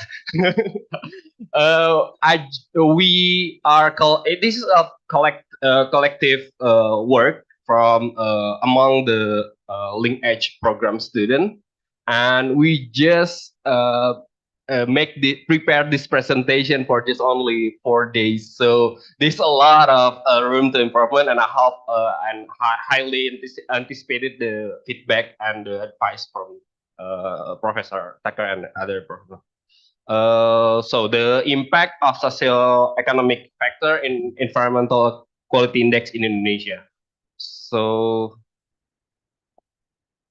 okay. First overview, the economic development when support of a company is successful in the country. On the other side, development can be a big problem, especially the impact of the development activity process on the quality of living environment. Second, the environmental quality index is a national environmental management performance indicator that can be used as information to support the policy making process related to environmental protection and management. So in this research, we will elaborate on the impact of socio-economic activities in Indonesia on the quality of environment. The indicator that we use is the impact of socio-economic activity are the economic growth, population density, GDP per capita, human capital and human development index. Based on the data from the Ministry Environment and Forestry, the value of EQI in the Indonesia has fluctuated between 2015 and 2020. So the background study is there's a number of studies confirming the negative relationship between economic growth and environmental quality, and also there is another contradicting research that found that no empirical proof linking economic growth and increase in carbon emission. So based on these two arguments, the study will determine the current state of understanding how about the Indonesian economic and environmental characteristic. So Indonesia probably have a bonus demographic in the future, and also an economic bloom, helpfully as a tagline from 2045 that Indonesia Emas. So where are we at current stage of Indonesia, and how we will approach that aim? So basically, there's based on social economics, we divide the socio by the Human Development Index and population density, and then economic variable is economic growth and GDP per capita on environmental quality. So the problem identification is, do social and economic factor have impact on environmental quality index, and how do social and economic factor involve the environmental quality index? The theoretical approach that we using here is by environmental Kuznets curve. The environmental Kuznets curve is a hypothesis in environment economics stating that there is an inverted U-shaped relation between environmental degradation and income per capita, or in this case is economical growth. In the early stage of economic development, there's a degradation, polluting increase, and beyond a certain level of income per capita, the trends to be reserves. So further development reduce the environmental impact. So basically, there is 3 stages from this curve. First is the increase of the level of environmental degradation, but not really higher the economic growth. Until the certain point, the second phase reach industrial economic. This point is turning to make to decreasing the level of environmental degradation, and also and the economic growth will be increasing. So the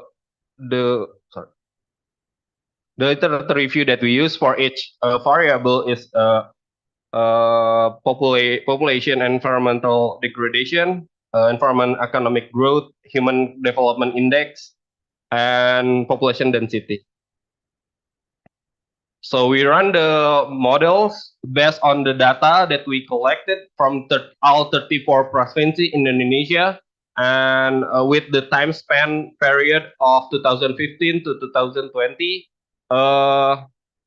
we using panel data. We combine the cross section and the time series data, and we run the regression on the data and get the model of as you can see the model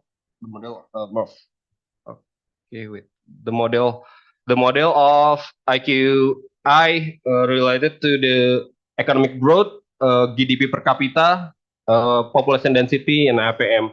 All the variable are significant at alpha 5%. The further analysis is for the economic growth. There's a negative impact on environmental quality, possibly to the increase of pollution, resource depletion, and environment degradation.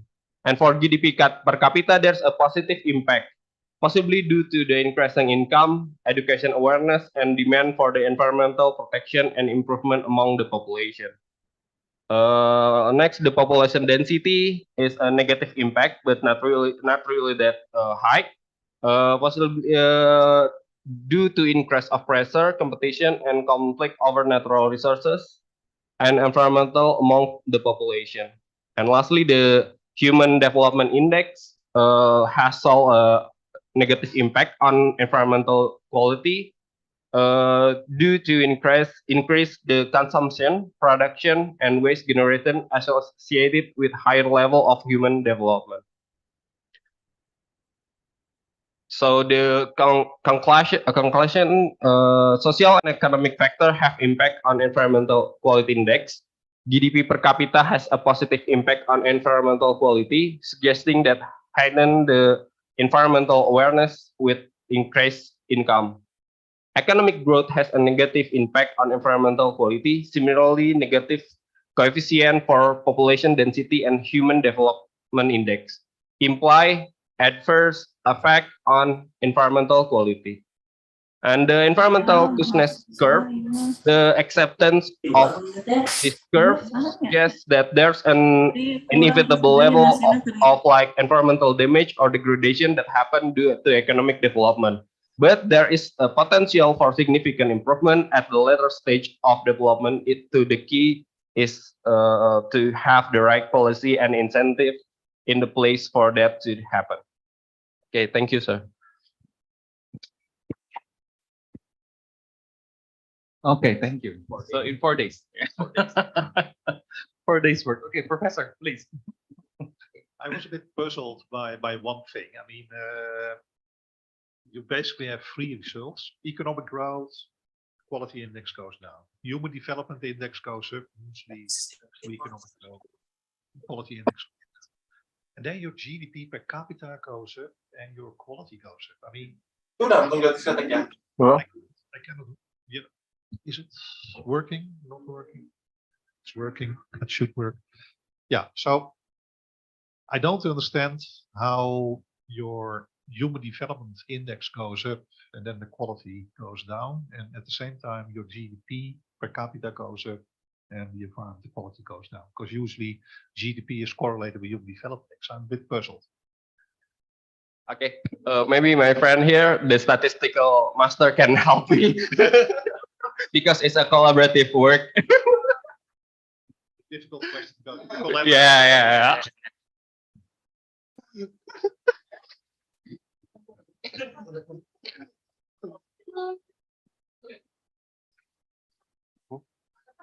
I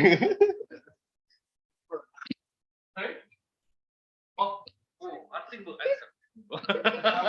Oh, not answer. Okay.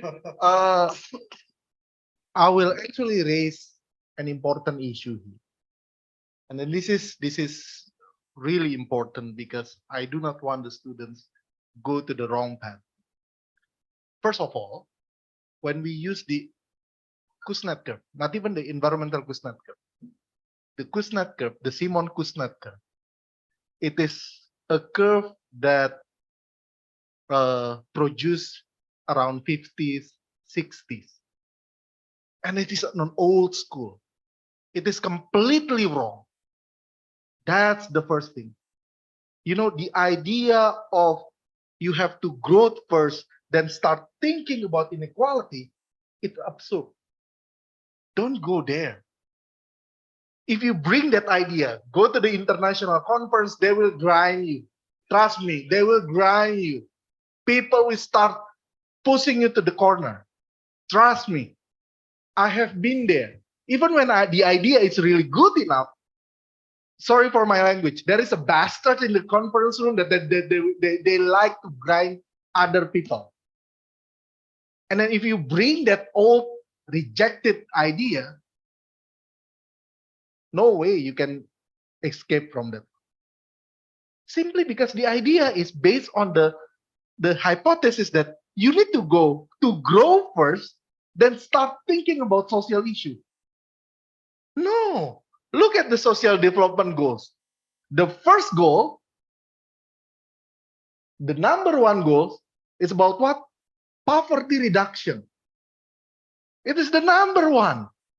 They put it into the number one. So I do not want to discourage. Completely happy, you know.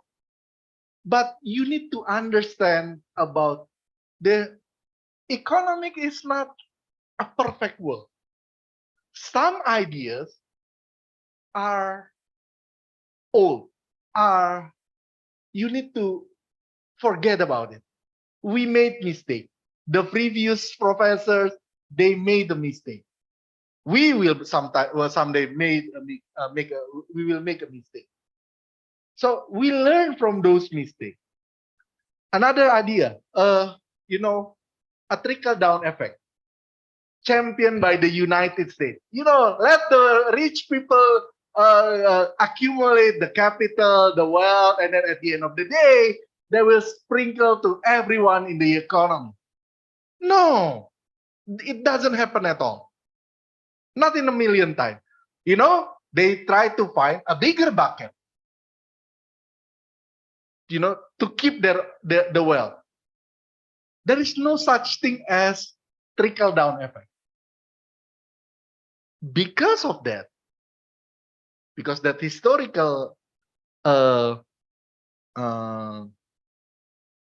evidence, now people start thinking a new way. The quality of growth. That's what actually Prof. Tucker and Pak Victor and Pak Adiatma and Pak Budiono work. Prof. Tucker and Pak Victor, they work in the context of environment. Pak Budiono look at the international trade. Adiatma look at the health. That's the idea. Good that you are start trying exercising your knowledge using a real data set. And for that one, I salute you. However, using the Kuznets curve, environmental Kuznets curve, is not a good one. Having said that, I actually did my undergraduate thesis using environmental Kuznets curve.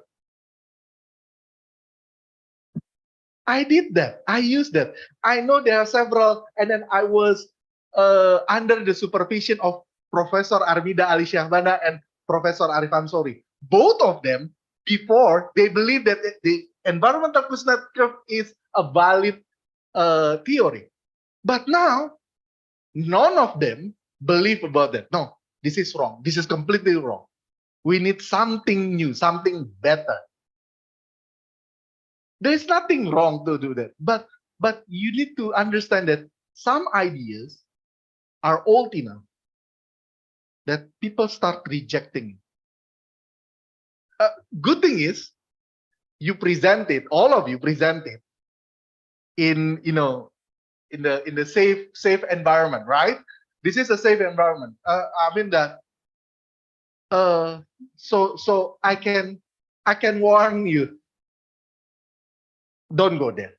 Trust me, I have been there. And then, trust me, I have been to the international conference, and then there are bastards, they just like, grinding people. So, itu di. I do not want to, discourage your journey, okay? People make mistake. I'm doing my mistake. If you look my work, revise, rejected, revise, another revisions. So, but we learn from the previous one, okay? So, let's say, as the one who has a little bit knowledge, I will suggest don't go there. Find better issue, find better methods. It is, what you have right now, it's actually you can do much better. Obviously, you need time to do that.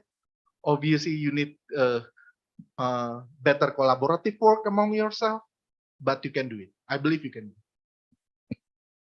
Okay, thank you, Pak Martin. No, I just remembered that I also supervised by Pak Arif. And in my literature review, I also use environmental Kuznets curve. So yes. Yeah. So you see, we are the mistakes, right? So maybe that's why there are questions from professor, yeah. And I don't think I don't think you can comment properly now, yeah, because then of course, yeah, it's 4 days, right? I mean, you need to revisit the IDs, yeah, and look at the theory as well. Without supervisor, yes. But then, no, that's what I'm saying, yeah, to Pak Maman, that we need this kind of forum, because like Pak Martin said, it's a safe environment, yeah, because we're here among friends. It's much better than if you go to the conference, then someone that you don't know, don't have any ties, basically destroy your work, yes, in front of other people that you don't know as well. So I think we need more forum like this between students, yeah, and then, yeah, of course, lecturers can comment, everyone can comment, but you are basically in the safe environment, yeah. So yeah, I think thank you very much, yeah, for the presentation. I hope you learned that I mean, if you don't present, then you don't know that the theory is no longer working now, right? Yeah, but now you know. Yeah, so I mean that's the beauty of it, right? Yeah. Okay. So thank you very much for our two brave students. Of course, Professor Tucker, thank you very much for your time. Yeah, and I believe you will be leaving today or tomorrow. Today. Okay. Yes. So there will be some token of appreciation, yeah, from the faculty presented by Pak Budiono, yeah, to Pak Tucker. Professor, please, if you can move forward. So.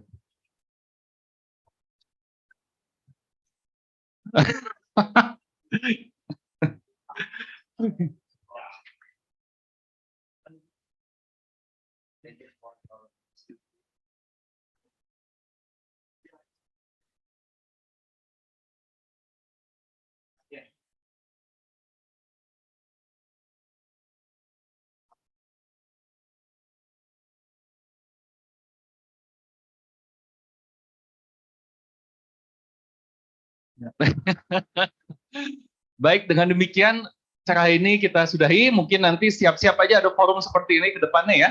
Karena lebih baik dikritik di sini daripada di luar sana ya. Itu lebih parah ya, lebih ngeri lagi itu.